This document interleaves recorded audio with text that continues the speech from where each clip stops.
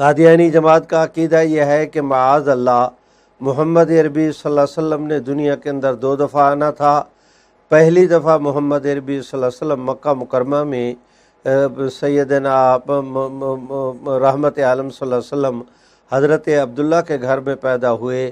اور مکہ مکرمہ میں تشریف لائے، وہاں پر پیدائش ہوئی۔ قادیانی جماعت کہتی ہے کہ سیم وہی محمد الرسول اللہ دوبارہ غلام احمد قادیانی کی شکل میں انہی اعزازات اور القابات، انہی اختیارات کے ساتھ قادیان کے اندر پیدا ہوئے۔ ہمارے نزدیک ساری کائنات مل کر رحمت عالم صلی اللہ علیہ وسلم کی شان اقدس کا مقابلہ نہیں کر سکتی، جبکہ قادیانی جماعت کہتے ہیں کہ مرزا غلام محمد قادیانی کا وجود بھی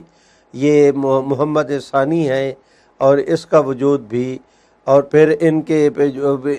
اس کا وجود بھی وہ محمد رسول اللہ صلی اللہ علیہ وسلم کا معاذ اللہ وجود ثانی ہے۔ اور پھر یہ بھی کہتے ہیں کہ پہلی دفعہ جب محمد عربی صلی اللہ علیہ وسلم تشریف لائے تو آپ کے زمانے میں دین اسلام کی حیثیت وہ پہلی رات کے چاند کی تھی، اور مرزا غلام قادیانی کے زمانے میں 14ویں رات کے چاند کی۔ مرزا غلام احمد قادیانی نے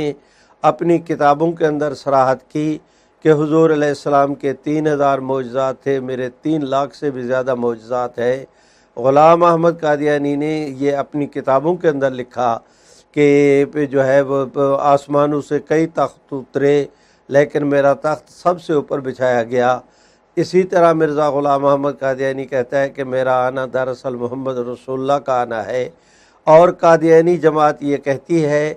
کہ مرزا غلام احمد قادیانی اپنے اس کے تمام تر جو دعوی تھے وہ اپنے دعوی میں اور الہامات میں سچا ہے، تو اس کے دعوی اور الہامات تو یہ تھے کہ میرے اوپر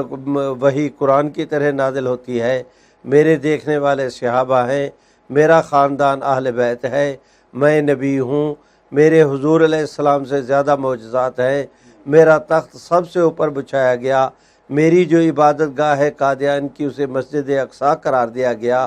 اور اسے امن کی جگہ قرار دیا گیا۔ تو یہ دین اسلام کی جتنی اصطلاحات تھیں ان اصطلاحات کو انہوں نے برقرار رکھا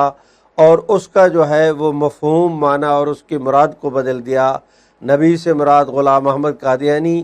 صحابی سے مراد وہ مرزا غلام احمد قادیانی کے دیکھنے والے، رضی اللہ کا مستحق اب مرزا غلام احمد قادیانی کے دیکھنے والے، علیہ الصلاۃ والسلام کا مستحق اب مرزا غلام احمد قادیانی۔